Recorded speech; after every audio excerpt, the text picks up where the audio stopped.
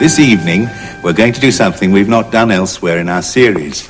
We're going to look at one of Shakespeare's characters in detail. Shylock is one of Shakespeare's most famous parts, and today The Merchant of Venice is perhaps the play that's most argued about. Some people, of course, feel it's deeply anti-Semitic and ought not to be performed. Others react the other way and say that if you read the text aright, Shylock the Jew is intended by Shakespeare to be sympathetic and even a heroic character, and it's often played that way, so you can take your choice. Patrick and David and I have done the play together at different times, though neither of them has seen each other play the part. So we should all declare at the outset what we believe Shakespeare means us to feel about the character. Well, what we believe is that he shows Shylock as a bad Jew and a bad human being, but that this in itself does not make the play anti-Semitic. If we thought it was, we certainly wouldn't do it. Anti-Semitism is certainly expressed in the play by some of the characters, but of course that doesn't mean that Shakespeare himself approves of what they're saying. There are two other Jews in the play, Shylock's daughter Jessica and Tubal, and Shakespeare does not take an anti-Semitic view of them. But Shylock is a would-be murderer who refuses to show Antonio, the merchant, and his intended victim any mercy. Those who try to justify Shylock have to work very hard to get round that, though they usually feel that they can do so. It's interesting that in Israel, most Jews don't seem to have such scruples. There have been quite a number of productions of the play there since the war. The problem with the part, I think, really springs from Shakespeare himself, because he very rarely expresses his own views explicitly in a play. He shows us here a bad Jew and some bad Christians, and yet he doesn't articulate his view of the characters. He lets them betray themselves by their words and actions. That is Shakespeare's way. He rarely makes his characters all black any more than he makes them all white. Yet different critics or actors are apt to pick out the black bits or the white bits only and to interpret the play accordingly. It's even been said that there are only two ways of playing Shylock, either as a goody or a baddie. But if we are to read Shakespeare truly, we must look for the delicate ambiguities and inconsistencies that he provides, as we've seen elsewhere. These inconsistencies are the character, flawed, contradictory, human. If I had to say to an actor one thing only about a part, I think I'd choose to say, look for the ambiguities and the contradictions and play them. So, David, let's first of all get out of the way the question of the anti-Semitism. Yes, well, being Jewish myself, I'd like to get it out of the way, because I remember when I was coming up to actually perform the role, I'd get letters from America, telling me or questioning even the very fact that I was doing the role in the first place. How dare I do Shylock, you know? And I think that we all have to be very, very careful not just to respond to the play in relation to the 20th century Holocaust. Yes. Patrick, what do you think? Yeah, perhaps for the first time, the last time in this program, I found myself totally in agreement with David. The anti-Semitism, the alleged anti-Semitism of the play, because we agree it is not an anti-Semitic play, it has anti-Semitic elements, is a distraction. But I also believe that the Jewishness, which is so often emphasized in The Merchant, is equally a distraction. David's right. For us in the second half of the 20th century, the anti-Semitic expressions in the play are going to reverberate very powerfully and the director and the actor won't need to emphasize them. The reverberation will be present anyway, but you cannot avoid them and you can't underplay them. I think, however, to concentrate on Jewishness is to avoid the great potential in the character, which is his universality. I think that whenever I've seen a very ethnic, a very Jewish Shylock, I felt that something has been missing, that something has been lost from the performance. Shylock is essentially an alien, an outsider. I think if you see him as a Jew first and foremost, then he's in danger of becoming only a symbol. I think that Shylock is an outsider who happens to be a Jew. Would you challenge that? Yes, I would. Only insofar as that I would interpret Shylock, I'm an outsider, not who happens to be a Jew, but because I'm a Jew. I think that the Jewish element in the play, I think, is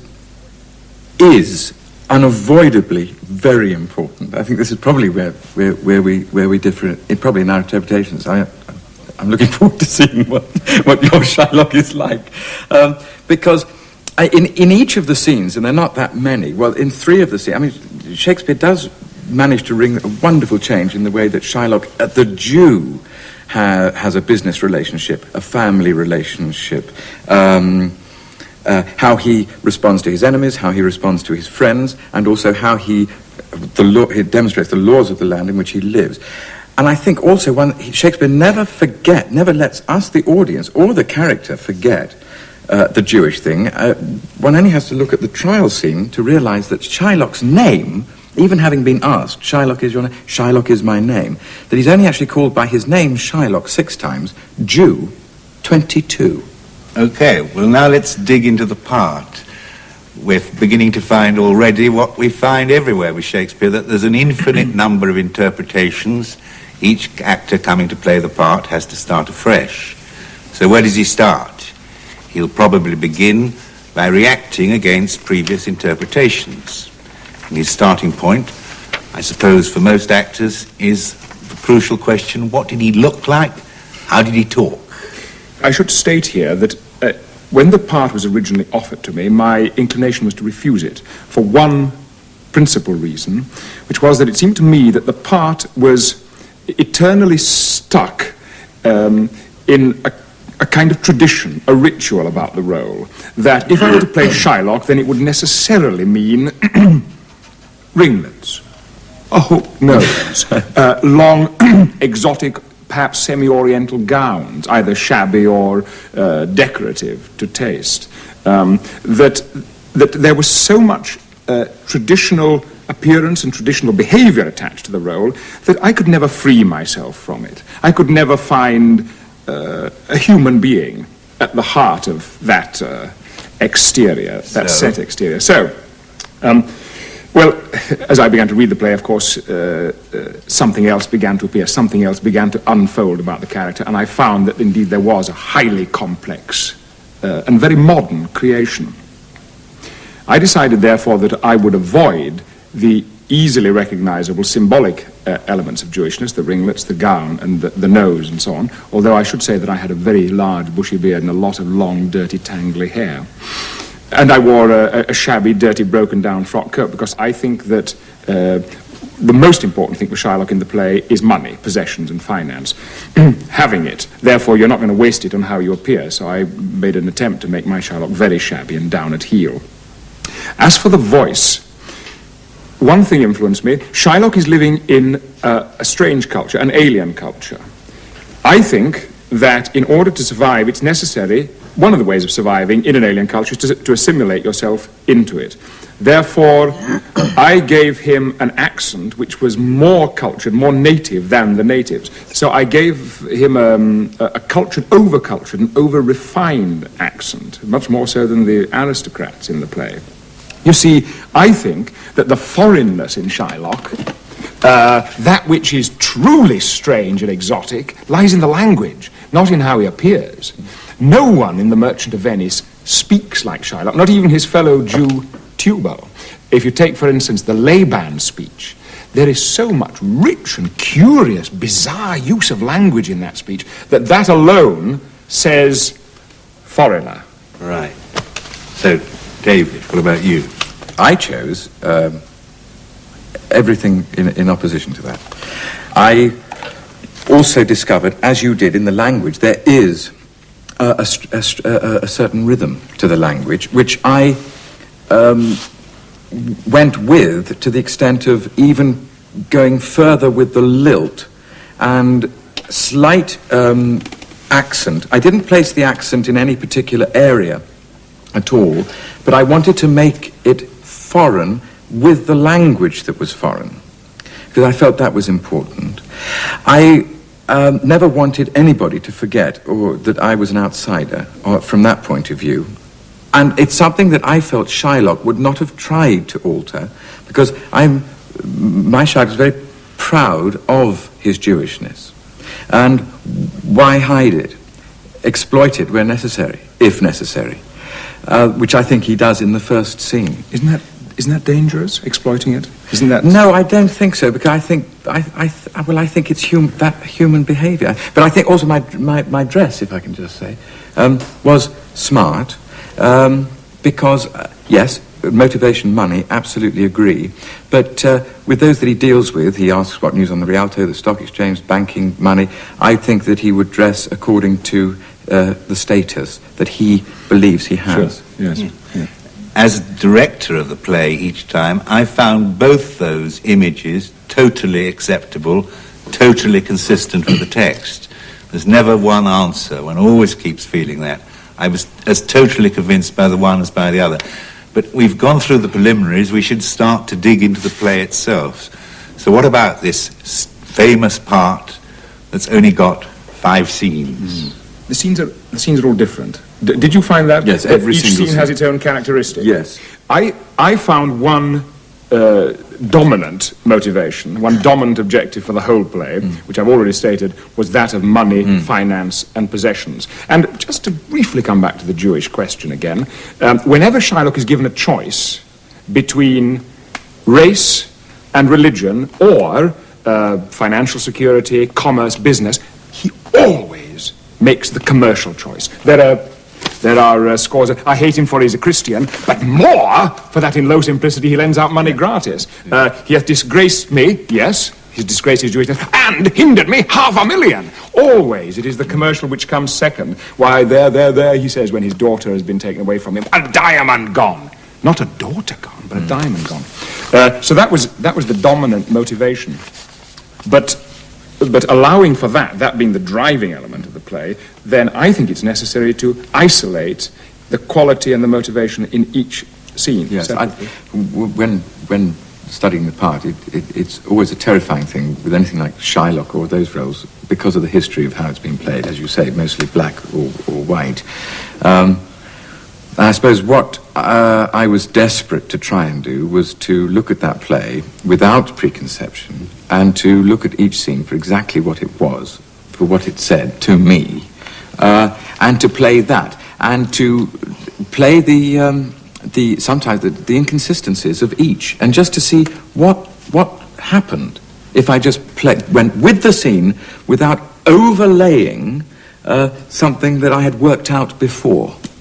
Right. Terrific. And with the belief that if you play all of the inconsistencies, when the final inconsistency is slotted into place like a piece in a jigsaw puzzle, then you will no longer have an inconsistency, but a complete and wonderfully colourful and complex whole. So it's as though little doors open throughout. Terrific.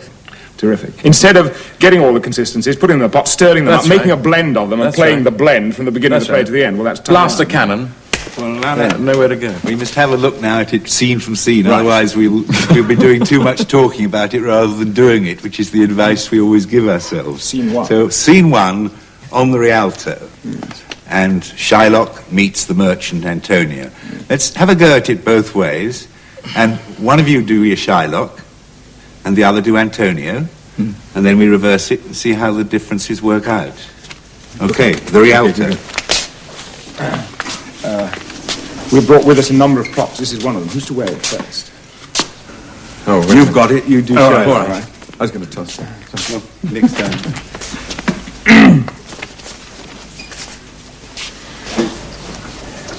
Signor Antonio, many a time and oft in the Rialto you have rated me about my moneys and my usances.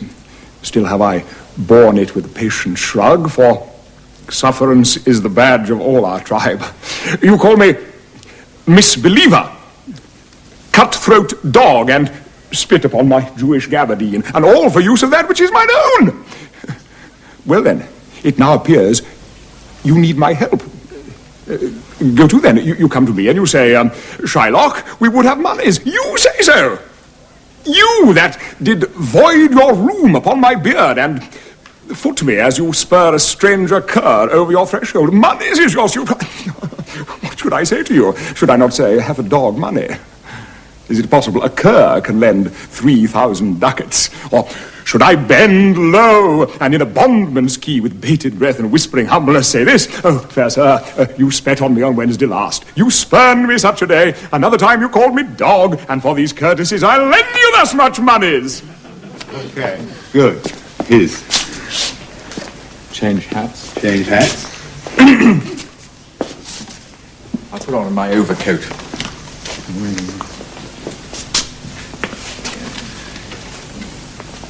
Overcoat and stick. Overcoat and stick, yeah. Makes me feel old. Right.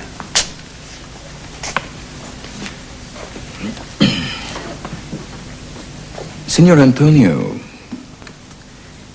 many a time, and oft in the Rialto, you have rated me about my monies and my usances.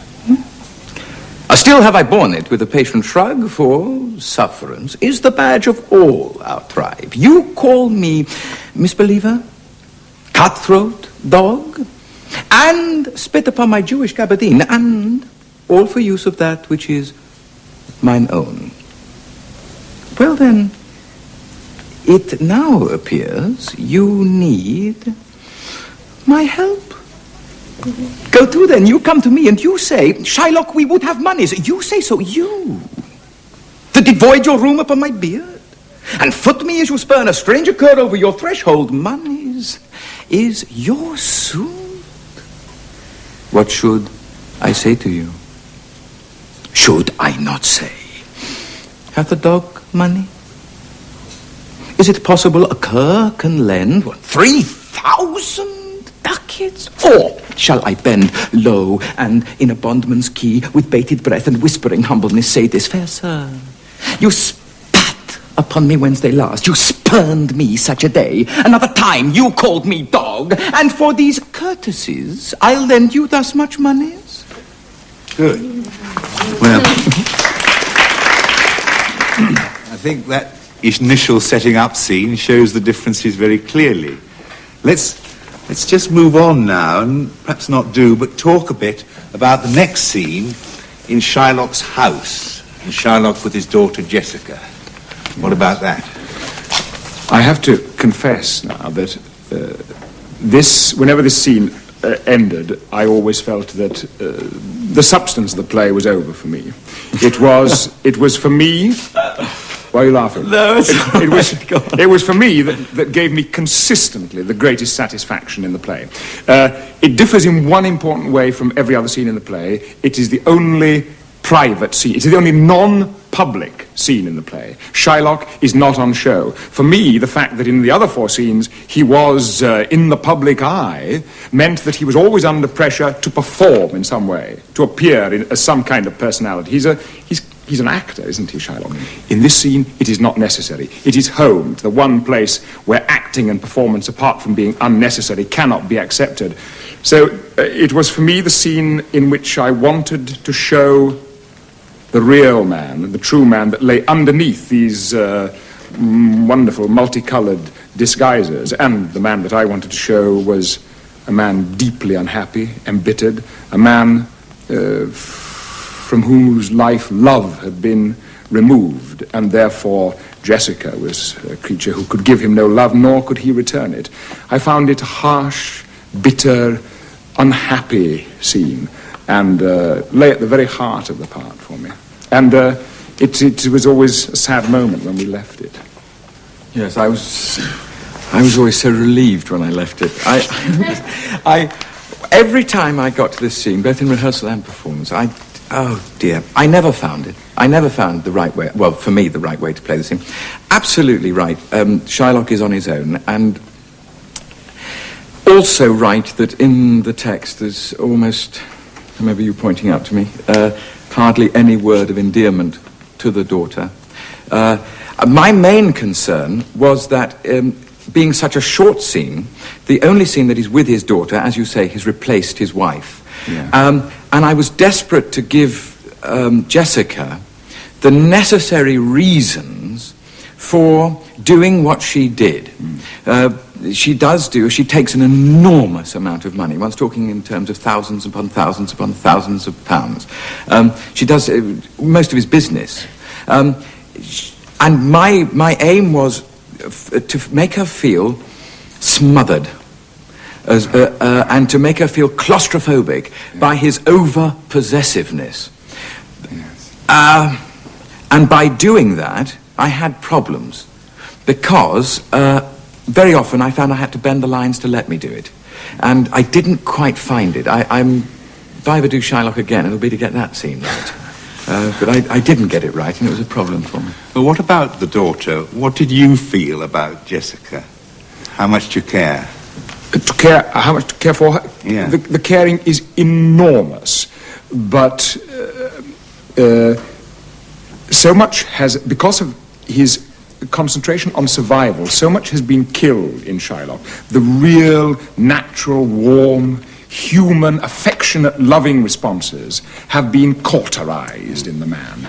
And she is a victim of it, and therefore it is impossible to show the undoubted, unquestioned love that lies there, but it's so far down it can never be tapped. In our production, remember, we had a controversial moment. I hit her. I struck her very hard. Did you? And after the blow, made some attempt for a reconciliation.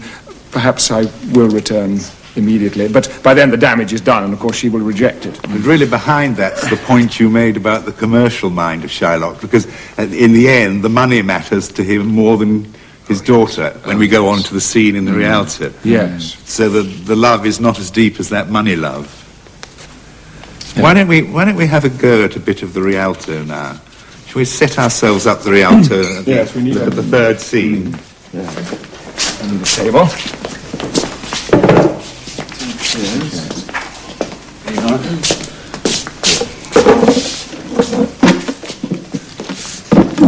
All right, you can go first. Now, what should we do this time?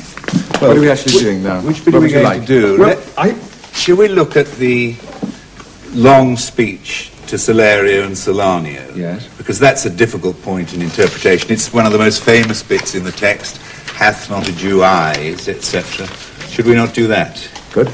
Okay. Right. Will you be the other salad? I would be delighted to be one of them. Yes. Here we are.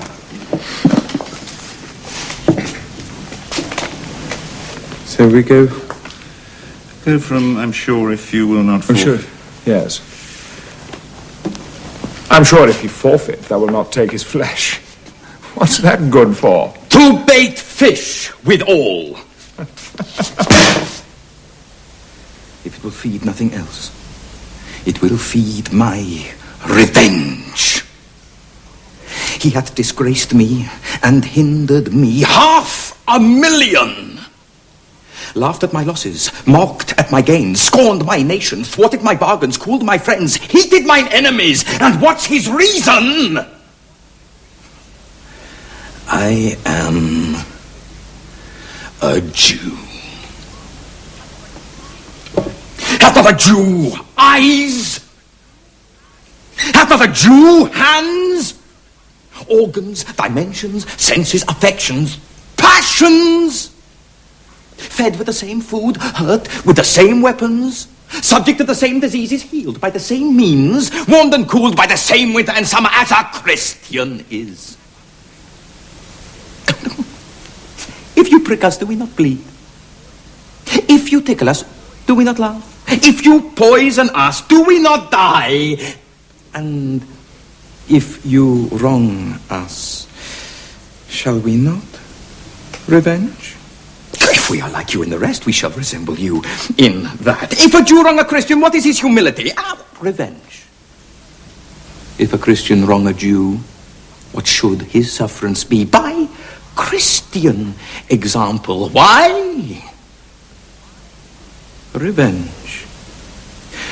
The villainy you teach me, I will execute, and it shall go hard. But I will better the instruction. Right. All right. All change. All change. Change come out this side now. Right. Yes. Why, I'm sure if he forfeit, that will not take his flesh. What's that good for? To bait fish withal. If it will feed nothing else, it will feed my revenge. He hath disgraced me, and hindered me 500,000, laughed at my losses, mocked my gains, scorned my nation, thwarted my bargains, cooled my friends, heated mine enemies, and what's his reason? I'm a Jew. Hath not a Jew eyes? Hath not a Jew hands? Organs, dimensions, senses, affections, passions, fed with the same food, hurt with the same weapons, subject to the same diseases, healed by the same means, warmed and cooled by the same winter and summer as a Christian is. If you prick us, do we not bleed? If you tickle us, do we not laugh? If you poison us, do we not die? And if you wrong us, shall we not revenge? If we are like you in the rest, we will resemble you in that. If a Jew wrong a Christian, what is his humility? Revenge. If a Christian wrong a Jew, what should his sufferance be? By Christian example, why revenge? The villainy you teach me, I will execute, and it shall go hard. But I will better the instruction. Great.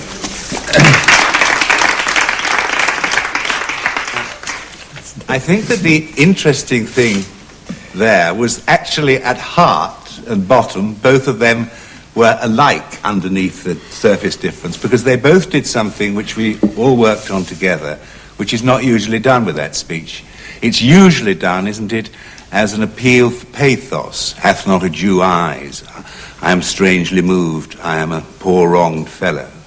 And if you do that, you tip the balance of the play in terms of its sympathies, and it's within that speech that if you do go for pathos and sentimentalize it, that the seeds of playing the all-white Shylock comes out. Mm-hmm. And what was interesting to me was that though you were wildly different, at heart that was the same, and I think we're all agreed on.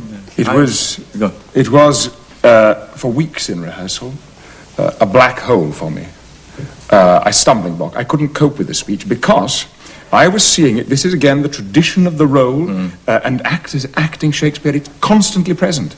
We are bombarded by received impressions, performances we have seen, reviews that we have read. It's so difficult to rid yourself of those impressions and go for something which is original. And therefore, I believed that this was a great speech about humanity, a speech, a plea for compassion, for understanding, for racial tolerance.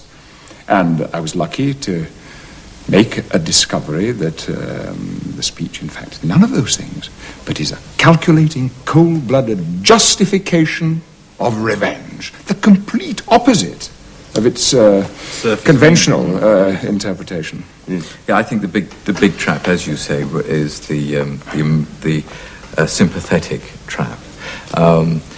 I once again was terrified by this purple passage. God, I mean, they are terrifying, those speeches. And my way into it was having heard from Salerio Solanio his behaviour with the Duke on hearing about his daughter, which one never really ever sees, but having come down from that, what is that man's state now?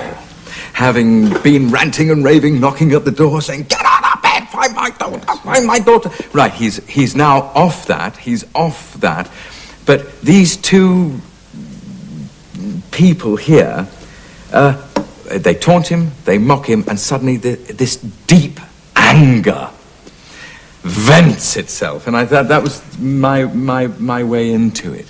Tell me, can I ask a question? What was the physical state? Did you feel a sense of exhaustion at the beginning of the scene? Because Shakespeare's done a wonderful thing. He describes Shylock at the height of his passion off stage. Yes, We never exactly. see it. It's all reported by someone else. Yes. So the man that you see is someone who, as you say, has been over that hill and is Yes. now down the other side. Yes, I'm on my Therefore- way. I'm on my way. Finished. That's finished. So this- in fact, the scene is over before I come in. It's only they start doing so. If they didn't speak, Yes. I'd go right off the other side of the stage. The latter part of this scene involves the decision, when does Shylock decide that he's going to claim his pound of flesh? When's he going to decide that he's going to get Antonio? Now, usually, the decision is made quite early on in this scene, or made even in the speech that you've just heard. But we worked for keeping it later and later and later in the scene. And what I want you to watch now is how each of them comes to that decision. It's in the dialogue with Shylock's fellow Jew, Tubal, a rich, even more successful, perhaps, Jew than he is. So which of you is going to do it first, eh? Me, my turn. We're just turn. organising. We're just our organising- props. Organising your props. Well, here's your little hand. Thank you.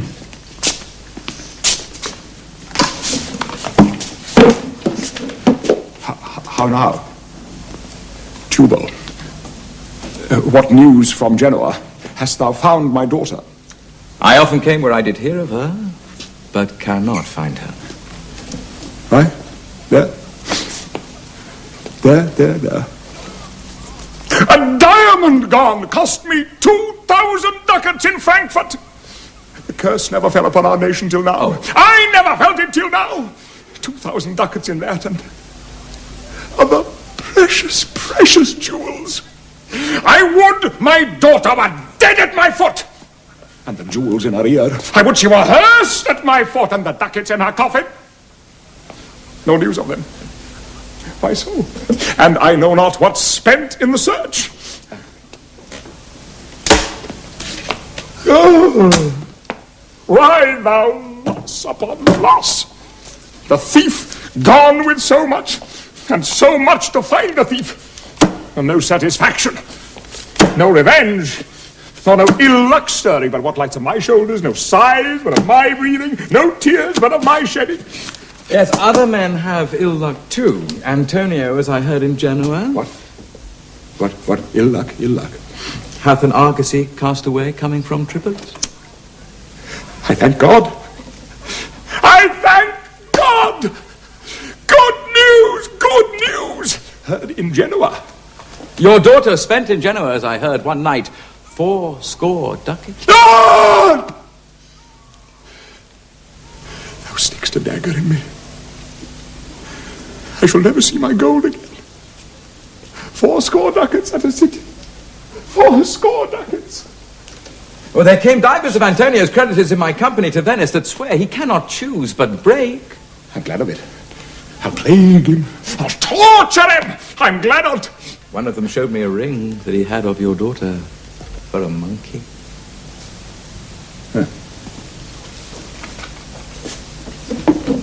Out upon her.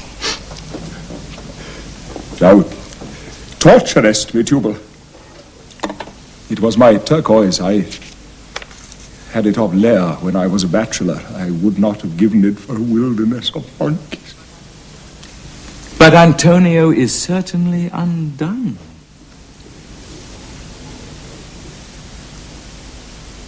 That's true.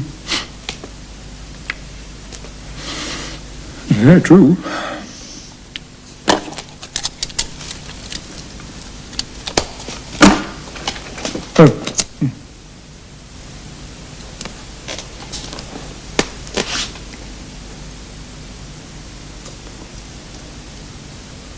Go, Tubal. Fee me an officer. Bespeak him a fortnight before.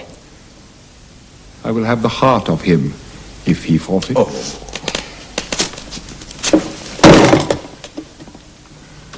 For were he out of Venice, I can make what merchandise I will. Go, good Tubal. Meet me at our synagogue. Go, good Tubal. At our synagogue, Tubal.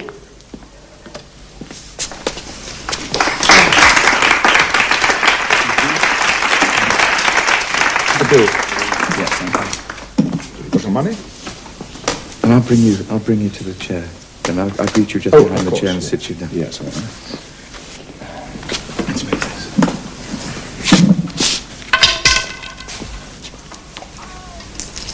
How now, Tubal?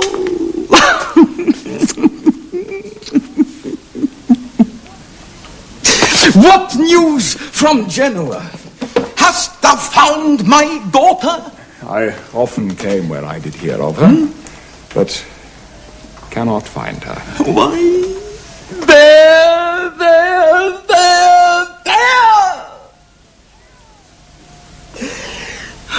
A diamond gone cost me 2,000 ducats. In Frankfurt. The curse never fell upon our nation till now. Oh. No, I never felt it till now. 2,000 ducats in that and other precious jewels. I would my daughter were dead at my foot and the jewels in her ear. Would she were hearsed at my foot and the ducats in her coffee. No news of them. Why so? And I know not what's spent in the search.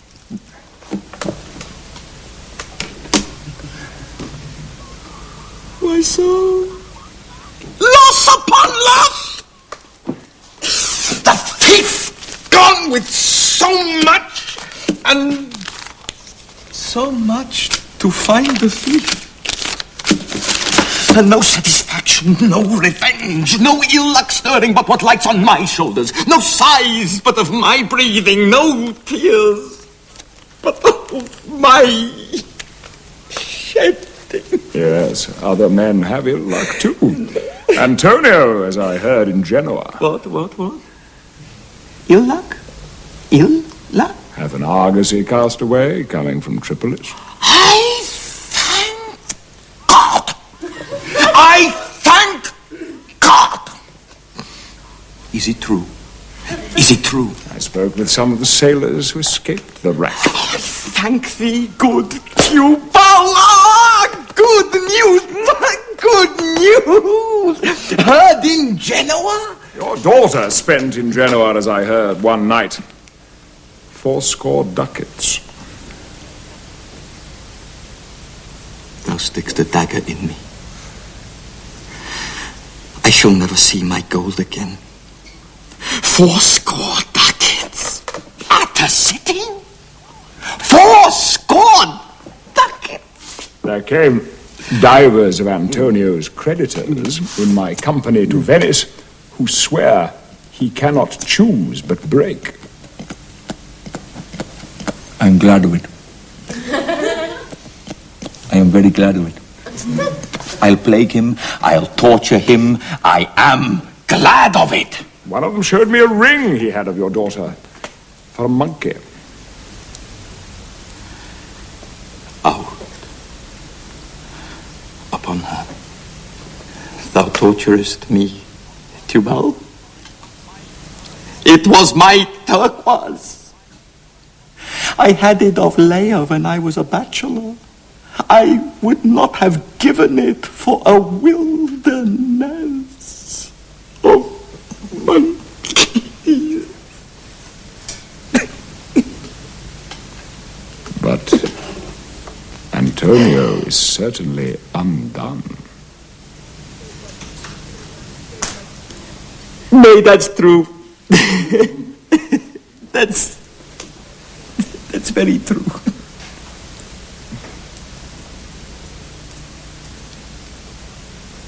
Go, Tubal. Fee me an officer.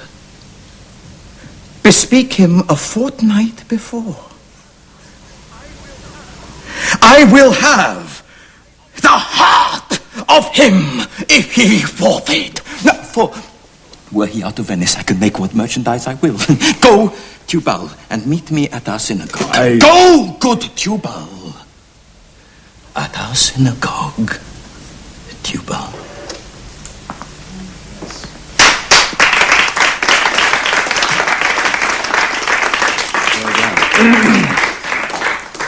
But I think in that too we got diversity, but in the end a likeness, because they both reached the decision about what they were going to do about Antonio at the same time.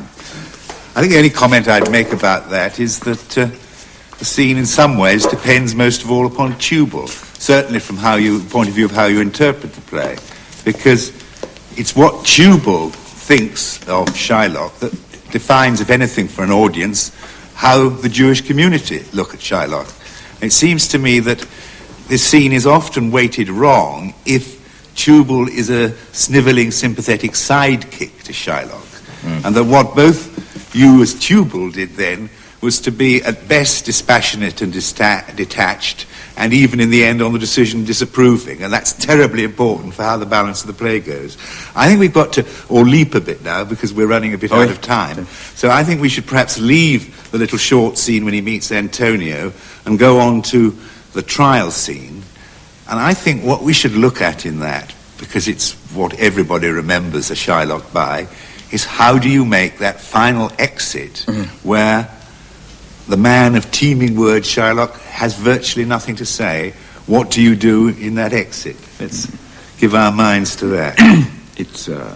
It's always the great question for any actor playing Shylock, because again, tradition, there are a whole series of stories about how actors have got off. I remember you saying to me quite early on in rehearsal, Patrick, how are you going to get off? And you said that I had to find a way, because every actor must have a way, and history has told us of some extraordinary ones. Keane went through apparently a startling physical transformation at that moment.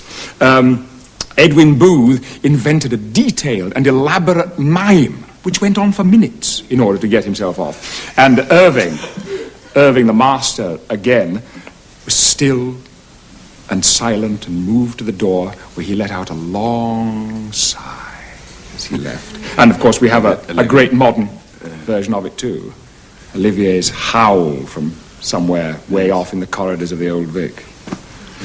It is extraordinary that Shakespeare provides nothing at the end, isn't it? I mean, that's what you have to fill out. Seems to me that finally, that at the end, Shylock, who is on top at the beginning of the trial scene, gets high, hysterically high, when he feels that for once there is someone on his side. This clerk arrives, stands beside him and says, "Oh yes, you're right. Oh yes, it's for you. You should have it. I think you shouldn't do it, but nevertheless you are in the right."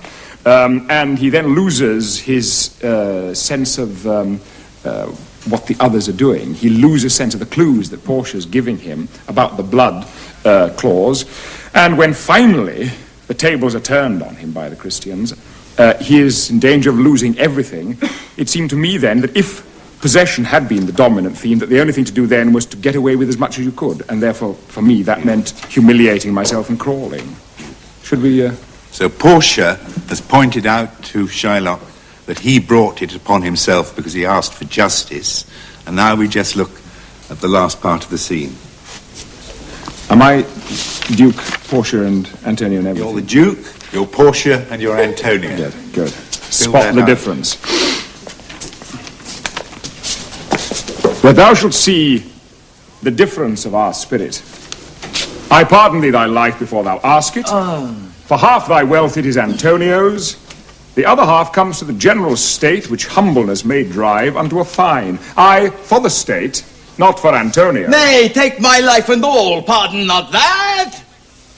You take my house when you do take the prop that doth sustain my house. You take my life when you do take the means whereby I live. What mercy can you render him, Antonio?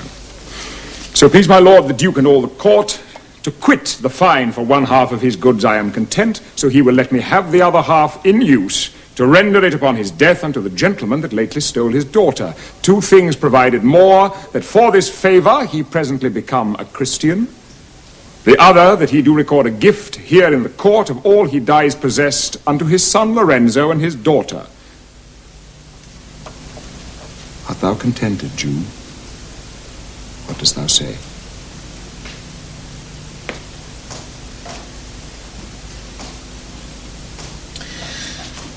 I am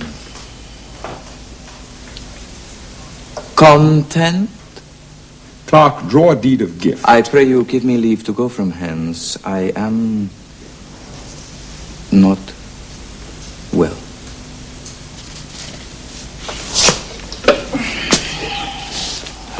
Send the deed after me, and I will sign it.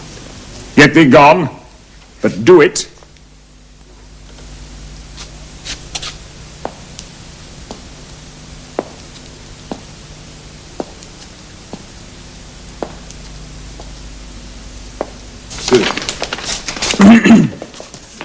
Okay. Clerk. No. Did we miss out something? I didn't notice it. No, I mean, do you... No. Right. All the bits. Three Right. different characters. David. Three different characters. Yes. Right.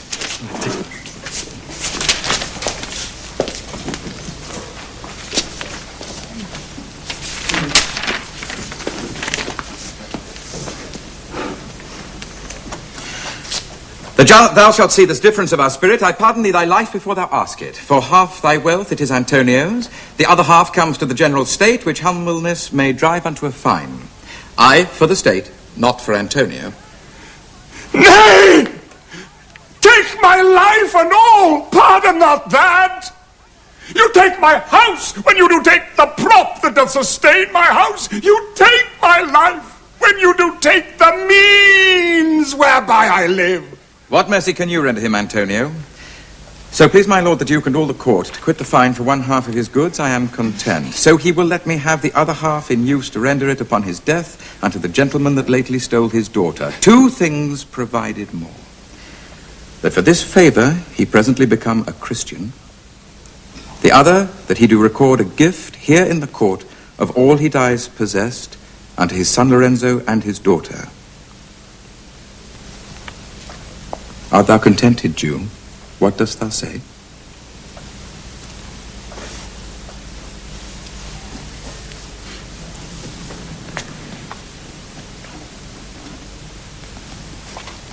I am content.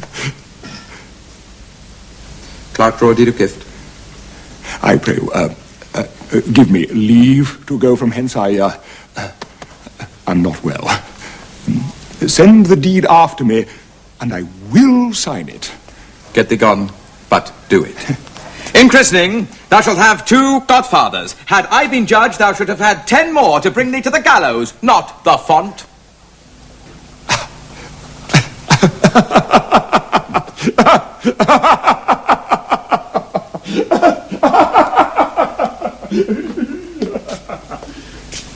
Well,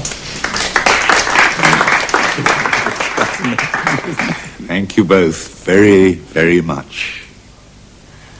Well, apart from the obvious moral that there's an infinite diversity in the way that different actors can play the same part, I would like to add a personal footnote to what you've just seen. What was my part as director in shaping these remarkable performances? Well, basically, I gave Patrick and David the same directions and made the same points, both in detail and in general. Yet, as you've seen, the result was utterly different and individual. That was partly because the same point made to 2 different actors will always be transformed by their individual imaginations and personalities. I've often worked with 2 or more actors on the same part, and that always happens.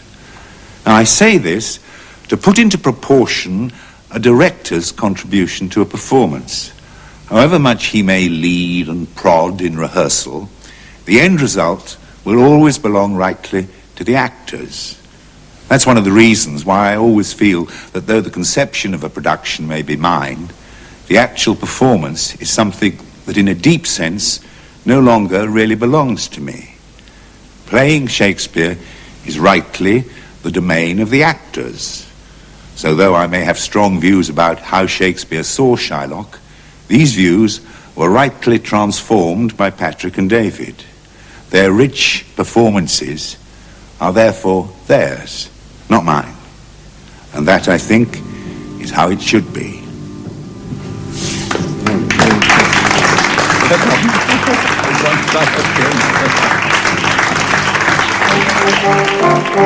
Thank you.